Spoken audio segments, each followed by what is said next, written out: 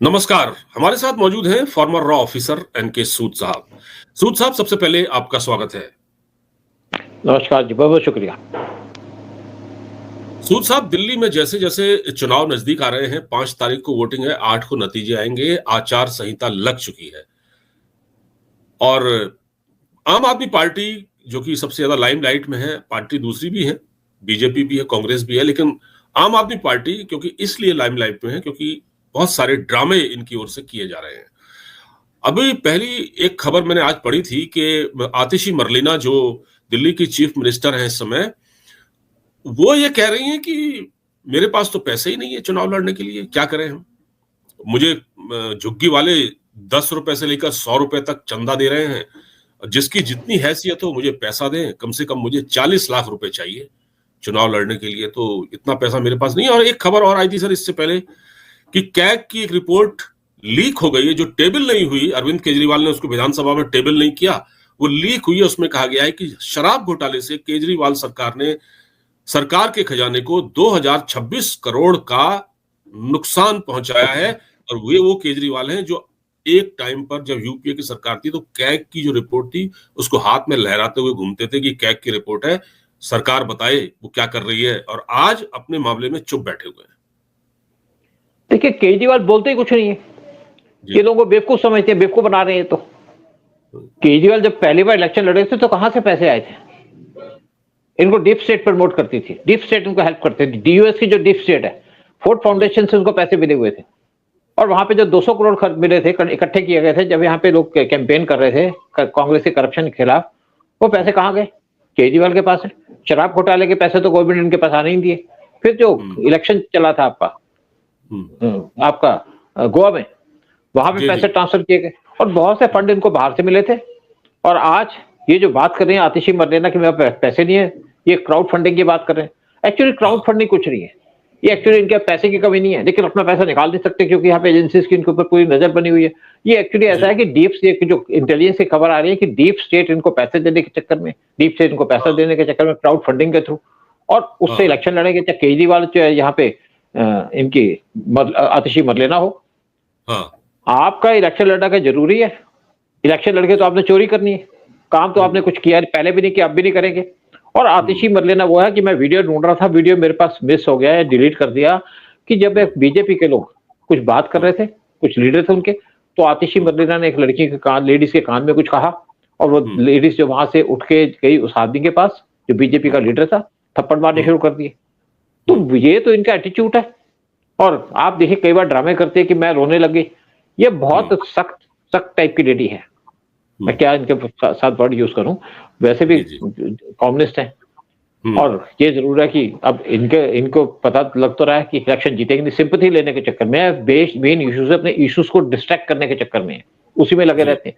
केजरीवाल भी इश्यू तो बात नहीं करते, वो ये तो नहीं कहेंगे मैंने शीश महल पे कितने पैसे खर्चे, वो कहेंगे पीएम मोदी ने अपने मकान के लिए। अरे पीएम मोदी प्राइम मिनिस्टर इस देश का, पीएम मोदी वहां पे रहेंगे नहीं रहेंगे, तुमने तो सोचा था मैं परमानेंट शीश महल में रहूंगा, इसलिए तुमने वहां पे कई सौ करोड़ खर्च कर दिए। दिल्ली के अंदर आज सड़कें टूटी पड़ी हैं, आप किसी जगह चले जाइए दिल्ली के अंदर आपको गड्ढे मिलेंगे, क्योंकि काम तो किया नहीं, बेवकूफ बना। जी बोलिए सर। तो बेसिक क्या है कि केजरीवाल इसको पता है कि मैं इलेक्शन तो बड़ा मुश्किल है इनका जीतना। बीजेपी ने पहली लिस्ट जारी की थी, सेकंड लिस्ट जारी कर दी, और उसमें जो सबसे प्रोमिनेंट आदमी का नाम है वो है कपिल मिश्रा का, क्योंकि कपिल मिश्रा इनकी पार्टी को बिलोंग करता था, इनकी पार्टी में चला गया था, बीजेपी से वापस आ गया, और उसका अब इलेक्शन के अंदर उसको सीट अलॉट कर दी गई है इलेक्शन लड़ने के लिए। बड़े अच्छे बोलते हैं, अच्छी बात करते हैं, अंदर की बात जानते हैं, केजरीवाल की सच्चाई जानते हैं। और बीजेपी ने अपना इलेक्शन कैंपेन स्टार्ट किया वो मोदी से स्टार्ट किया, यानी कि मोदी ने यहाँ पे कुछ स्कीम्स अनाउंस की।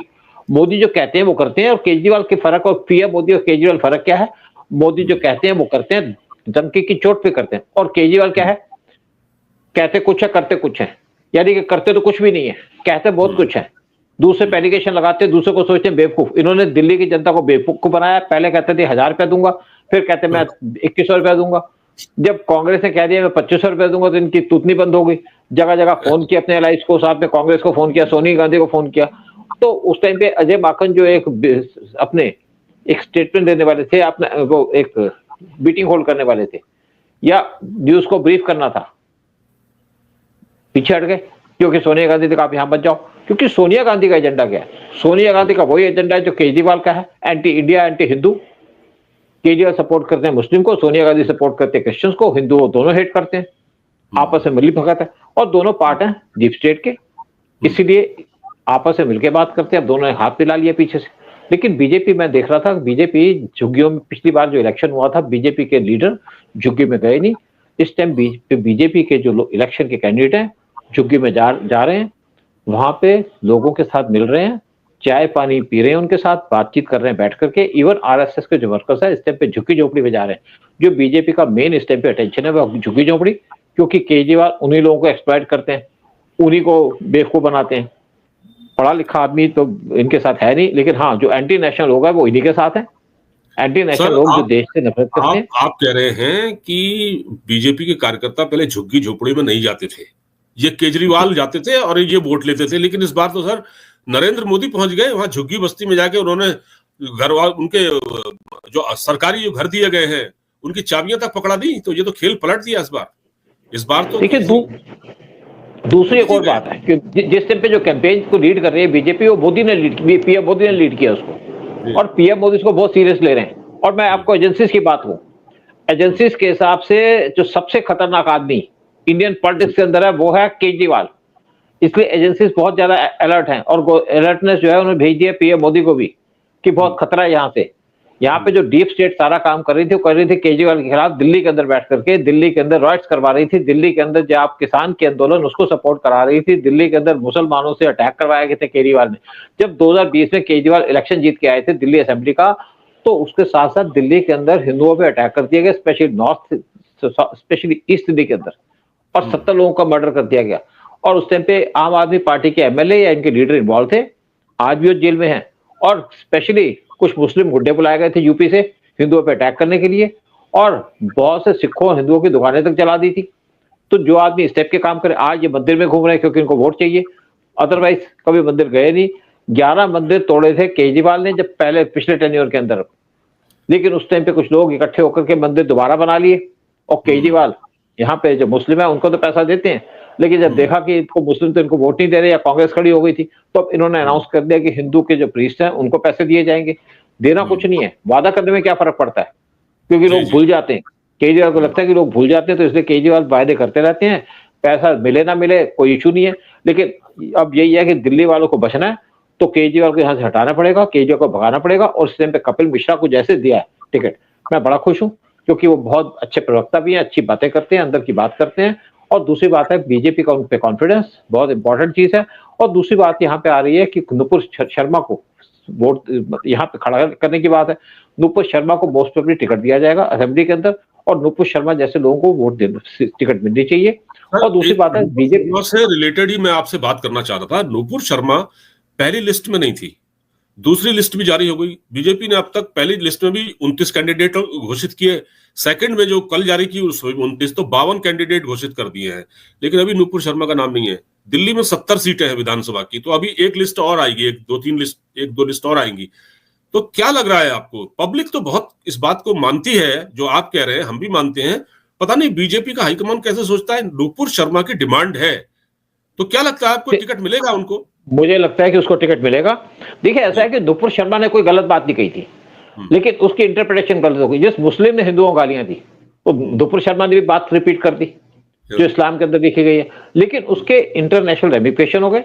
कतर जैसी कंट्री ने अपोजिशन इसको क्रिटिसाइज किया कि आप मुस्लिम पे कैसे अटैक कर सकते हैं, और उसी तरीके से इवन यूएई ने स्टेटमेंट दे दी। तो पीएम मोदी या बीजेपी ने नुपुर शर्मा को साइड पे खड़ा कर दिया और उनको सिक्योरिटी प्रोवाइड कर दी। किसी ने कहा थी आप गर्दन उड़ा देंगे, लेकिन अब नुपुर शर्मा को मुझे लगता है कि दोबारा टिकट दी जाएगी, क्योंकि उनकी टिकट बनती है। उन्होंने कोई गलत बात किया, और देखिए जो फॉरेन कंट्री के अंदर इशू हो गया तो हो गया, अब उसको दोबारा बीजेपी के अंदर टिकट ला करके खड़ा करना चाहिए, क्योंकि यहाँ पे ऐसे लोग चाहिए। और बीजेपी इस टाइम पे टिकट बांट रही है बड़े सिलेक्टिवली, बड़े सोच समझ के। और अभी देखिए कुछ लेडीज को इस टाइम पे ज्यादा सीटें मिली है, ज्यादा इस टाइम पे कैंडिडेट खड़े किए, और कुछ और लेडीज को खड़ा किया जाएगा। इवन आप देखिए एक्स एमपीज उनको खड़ा किया दिल्ली असेंबली के इलेक्शन के अंदर। तो बीजेपी इस इलेक्शन को बहुत सीरियस ले रही है, और स्पेशली क्योंकि यहाँ पे खतरा बना हुआ है देश के ऊपर, देश की सुरक्षा का खतरा बना हुआ है। स्पेशली बना है जो डीप स्टेट के लोग जिसके साथ इन्वॉल्व थे, उनसे खतरा है, और एक एक उनका पूरा काम किया जाएगा। मैं एक चंद्रबाबू नायडू की स्टेटमेंट सुन रहा था। चंद्रबाबू नायडू बोल रहे थे आपके आंध्रा के अंदर, उन्होंने कहा 2047 के अंदर हम एक बहुत बड़ी पावर बनने वाले हैं और उसके लिए जो सारा क्रेडिट जाता है वो जाता है पीएम मोदी को, जो उनकी पॉलिसी जो प्रोग्राम्स है। क्योंकि जब नायडू पहली बार पावर में आए थे तो उन्होंने अपनी कंट्री के अंदर, अपनी स्टेट के अंदर बहुत ज्यादा डेवलपमेंट की थी आईटी सेक्टर में, और बहुत ज्यादा आगे लेके चले गए थे। क्योंकि मैं इनके एमपी को जानता था, जिससे मेरी काफी दोस्ती भी थी जी। वो भी जब इनको छोड़ के चले गए, लेकिन तब भी इनको प्रेस करते थे। अब नायडू जैसे बीजेपी के साथ खड़े हैं, मोदी के साथ खड़े हैं, जो देश में जिस तरीके से काम किया जा रहा है, देश में जिस तरीके से प्रोग्रेस की जा रही है और जिस तरीके से पीएम मोदी अपने एजेंडे को लेकर चल रहे हैं, देश को 2047 के अंदर सुपर पावर बनाने का, उसको नायडू सपोर्ट करें। और दिल्ली के अंदर मैं सोचता हूँ लोग सपोर्ट करेंगे बीजेपी को। जिस तरीके से पीएम मोदी ने कैंपेन किया है, यहाँ पे जो कैंपेन होगा वहां पीएम मोदी होंगे, अमित शाह होंगे, इवन यूपी के चीफ मिनिस्टर योगी होंगे, और जितने भी इनके धुरंधर होंगे वो दिल्ली के अंदर आएंगे। और केजरीवाल को डिफीट करना इस टाइम पे एक एसेंशियल बन चुका है, नेसेसरी बन चुका है, क्योंकि दिल्ली के अंदर बैठ करके जो एजेंडा चला रहे हैं इंडिया के खिलाफ, मोदी के खिलाफ और देश के खिलाफ। केजरीवाल वाकई बहुत डेस्परेट है इस वक्त और इस तरह के आरोप लगा रहे हैं कि जो उनकी कॉन्स्टिट्यूएंसी है, क्योंकि वो फंसे हुए हैं। एक तरफ संदीप दीक्षित है उनके खिलाफ, जो नई दिल्ली सीट है, वो यहां तक बात चल रही है कि केजरीवाल हार की वजह से दूसरी जगह से भी चुनाव लड़ सकते हैं। तो बिल्कुल, एक तो संदीप दीक्षित, दूसरा प्रवेश वर्मा बीजेपी के, दोनों ने इनकी गर्दन पर हाथ रखा हुआ है। अब ये कह रहे हैं कि जो विधानसभा सीट मेरी है नई दिल्ली, जहां से मैं लड़ता हूं, वहां बीजेपी मेरे वोटरों को तो कटवा रही है, वहां से उनके नाम कटवा रही है और अपने वोटर ऐड करवा रही है। मतलब ये फर्जीवाड़ा बीजेपी पर ये आरोप लगा रहे हैं। देखिए, बेसिकली बीजेपी जो यहाँ पे इलीगल लोग बैठे हैं, रोहिंग्या और बांग्लादेशी, उनको भिजवा रही है, उनको कटवा रही है। लेकिन केजरीवाल ने उसके ऊपर कंट्रोवर्सी स्टार्ट कर दी। उसने कहा जो नाम कटवाए जा रहे हैं वो कटवाए जा रहे हैं जो यूपी और बिहार के लोग हैं। तो यहाँ पे लोग नाराज हो गए केजरीवाल से कि तुम बांग्लादेशियों और ये रोहिंग्यास को उनको सपोर्ट कर रहे हो, लेकिन वहां पे जो यूपी और बिहार से लोग हैं उनको अपोज कर रहे हो। इस पे शोर मच गया यहाँ पे, और केजरीवाल को जगह नहीं मिल रही मुंह छुपाने की। तभी ये भागे गए अपोजिशन पार्टी के ऊपर कि आप जाइए और कांग्रेस को समझाइए कि अपने कैंडिडेट को विड्रॉ कर ले। इसीलिए जब यहाँ पे एक प्रेस कॉन्फ्रेंस करने की बात थी अजय माकन के द्वारा, उसको सोनिया गांधी ने कहा अब प्रेस कॉन्फ्रेंस मत करो, और यहाँ पे जो कैंपेन चल रहा है तुम्हारा केजरीवाल के खिलाफ, उसको बंद करो। क्योंकि सोनिया गांधी इनको प्यार करती हैं, अपनी पार्टी प्यार इसलिए करते हैं कि उनका जो एजेंडा है वो सोनिया गांधी से मिलता है। और दूसरी बात है कि सोनिया गांधी को अपनी पार्टी की फिक्र नहीं है, वो चाहे को कहते हैं कांग्रेस है भारत के अंदर, यहाँ तो मेरा एजेंडा चलना चाहिए। क्योंकि केजरीवाल यहाँ पे सपोर्ट करते हैं मुस्लिम्स को, और इसीलिए सोनिया गांधी उनको पसंद करती है। या दोनों पार्ट हैं डीप स्टेट के, deep state anti India forces को सपोर्ट करती है, पैसा देती है। और जिस तरीके से भी आतिशी ने बात की है कि लोग मुझे पैसा दे रहे हैं, क्राउड फंडिंग की बात कर रही है। और क्राउड फंडिंग इसको कहां से आ रही है? ये जो फंडिंग का नाम तो अलग है कि मुझे लोग पैसा दे रहे हैं, फंडिंग आ रही है इनको डीप स्टेट से, और ये दोबारा से फंसने वाली हैं। अगर इनके अकाउंट के अंदर कोई बाहर से पैसा है या इनको पैसा रिसीव हुआ, तो एजेंसी की आंख पूरी लगी हुई है इसके आतिशी मरलेना के ऊपर और केजरीवाल के ऊपर, और इनको रंगे हाथ पकड़ लिया जाएगा अगर इन्होंने किसी भी तरीके से इलीगल तरीके से पैसा इकट्ठा किया। और देखिएगा कि बहुत जल्दी केजरीवाल जेल में जाएंगे। केजरीवाल के बचने का कोई चांस नहीं है, क्योंकि एजेंसी से पूरी रिपोर्ट दे दी पीएम मोदी को केजरीवाल के खिलाफ। केजरीवाल की रियल इंटेंशन क्या है और कौन उनके पीछे है, कौन सी पावर बैठी है जो केजरीवाल के पीछे, जो उनको प्रमोट कर रही है, इंडिया को नुकसान पहुंचा रही है। एक मैं कल केजरीवाल का एक स्टेटमेंट आपको और बता रहा हूं। कल उन्होंने एक स्टेटमेंट और दिया कि बीजेपी में नहीं, मेरी पार्टी में बीजेपी के खुफिया एजेंट है, मेरी पार्टी में बीजेपी के खुफिया एजेंट है, उन्होंने कहा। तो मैंने कहा मैं आपसे पूछता हूं, केजरीवाल तो खुद भी एक खुफिया यूनिट बनाने वाले थे जिसमें उस अफसरों की निगरानी करने वाले थे। हाँ, मैंने कहा ना कि मेरे से अप्रोच किए थे कि हमारे लोगों को ट्रेनिंग दो। अच्छा। जब मैंने कहा भाई ठीक है, आप क्या ट्रेनिंग चाहते हो? हमारे एक पुराने ऑफिसर थे, उन्होंने कहा भाई सूद आपके पास तो काफी नॉलेज है, आपके पास कुछ लोग भी हैं। मैंने कहा ठीक है। जब देखा कि मैंने कहा आप इक्विपमेंट तो मंगा नहीं सकते, कहते वो तो हम मंगा लेंगे, हम हमारे पास बहुत से इंडस्ट्रीज बैठे हैं, उनसे हम इक्विपमेंट सारे मंगा लेंगे। तो मैंने कहा सर ये आप बगैर आईबी और रॉ के अप्रूवल के तो आ नहीं सकते इक्विपमेंट। कहते वो छोड़ो, तो ट्रेनिंग दोगे? मैंने कहा जी देखता हूँ। तो मैंने देखा कि इनके तो एजेंडे ही गलत है। ये एक्चुअली उस टाइम पे एक एजेंसी बना रहे थे। देखिए दिल्ली की जो गवर्नमेंट है, लोकल गवर्नमेंट है, इनकी कोई एजेंसी नहीं हो सकती। जो मेन एजेंसी है वो सेंटर की होती है। फिर यहाँ पे जो पुलिस होती है उनकी सीआईडी होती है। लेकिन उनको परमिशन नहीं होती कि आप बड़े बड़े इक्विपमेंट लो। जो बड़े बड़े इक्विपमेंट होंगे वो होंगे आईबी के पास, रॉ के पास, या आपके ईडी के पास, या सीबीआई के पास, लेकिन या एनटीआरओ के पास। लेकिन उसके बाद पता चला कि ये तो एक एजेंडा गलत था, यानी कि पीएम मोदी की एक्टिविटीज पे वाच रखना चाह रहे थे इन इक्विपमेंट से, तो मैं तो पीछे हट गया। बाद में इन्होंने कुछ दिल्ली पुलिस के लोगों को इकट्ठा किया और उनसे काम कराया कि यहाँ पे इन पे वाच रखो। खास तो कर नहीं पाए वो, क्योंकि उनके पास इक्विपमेंट तो है नहीं ना, उनके पास उस टाइप की नॉलेज है। सीआईडी और इंटेलिजेंस के अंदर बहुत ज्यादा फर्क होता है। और बाद में एक बात बताइए, कर दिया। एक बात मुझे बताइए सर, ये आखिरी सवाल है कि केजरीवाल जब ये कहते हैं कि मतलब वो पहले ही प्रिडिक्शन कर देते हैं, कभी कहते हैं कि आतिशी मरलेना की वहां रेड पड़ने वाली है, मैं पहले ही बता देता हूं, वो फिर कहते हैं मेरे वहां रेड पड़ सकती है, फिर वो कभी कहते हैं कि मनीष सिसोदिया का वहां रेड पड़ती है। तो इनको ये बात बताता कौन है? कोई खुफिया मतलब इसका कोई है? नहीं, कोई देखिए ऐसा है, देखिए ऐसा है कि बेसिकली उनके कांग्रेस के साथ भी लिंक है, और पता तो आइडिया तो हो ही जाता है कि हम हेरा फेरी करने तो कुछ ना कुछ होगा। ये आदमी की इंट्यूशन होती है, और इनको तो आदत है वैसे भी उल्टे सीधे इल्जाम लगाने की। कोई इनको बता के तो रेड करेगा नहीं। तो बेसिकली केजरीवाल ने कुछ ना कुछ तो गपशप मारनी होती है, उल्टी सीधी बात करते हैं, क्योंकि ये मेन इश्यू की बात नहीं करते। कभी ये तो बात नहीं करेंगे कि गंगा साफ करनी है, 2-3 बार कहा, यमुना साफ करनी है, 2-3 बार साफ करनी है, तो फिर साफ नहीं की, तो पूछा भाई आपने साफ नहीं की, कहते तो अगली बार कर देंगे। तो ये इश्यूज को डायरेक्टली डील नहीं करते। और जो आपके डीप स्टेट के लोग हैं, ये इश्यूज पे डायरेक्ट बात नहीं करते। इवन आप कमला हैरिस को देख लीजिए, उसने तो इश्यू की बात तो नहीं की। जब यहाँ पे 2024 के इलेक्शन हो रहे थे तो राहुल गांधी पासपोर्ट दिखा रहे थे, हमारा कॉन्स्टिट्यूशन दिखा रहे थे, क्योंकि वो भी इश्यू पे बात नहीं करते। अब जो राहुल गांधी जैसे बेवकूफी की बात करते हैं कि हम प्याज से सोना उगा देंगे, आलू से सोना उगा देंगे, तो लोग सुनते हैं, टाइम पास करते हैं, इनके साथ जाकर के हंस लेते हैं। लेकिन इनके एजेंडे के पीछे एजेंडा होता है, यानी कि लोगों को ये पता है कि जो लोग हेट करते हैं मोदी को वो मुझे देंगे, या जो हिंदुस्तान को हेट करते हैं वो इनको वोट देंगे। उनकी वोटें फिक्स है। कुछ आज कास्ट का इशू उठाना शुरू कर दिया आजकल, इससे जैसे केजरीवाल ने इशू उठाने शुरू कर दी। तो केजरीवाल के पास कोई इन्फॉर्मेशन नहीं होती, लेकिन इनको तुक्के मारने क्या आता है। ठीक है सर, तो देखते हैं कि आतिशी मरलेना आप कैसे चुनाव लड़ती हैं। कह रही हैं कि पैसे तो उनके पास है नहीं, कितनी क्राउड फंडिंग उनको होती है। आप कह रहे हैं कि उनके पास डीप स्टेट से ही पैसा आता है, पैसे की कोई कमी नहीं है। अब रिजल्ट बता देगा 8 तारीख को क्या होने वाला है। बहुत बहुत धन्यवाद सर बातचीत करने के लिए हमसे। नमस्कार। शुक्रिया बहुत, नमस्कार।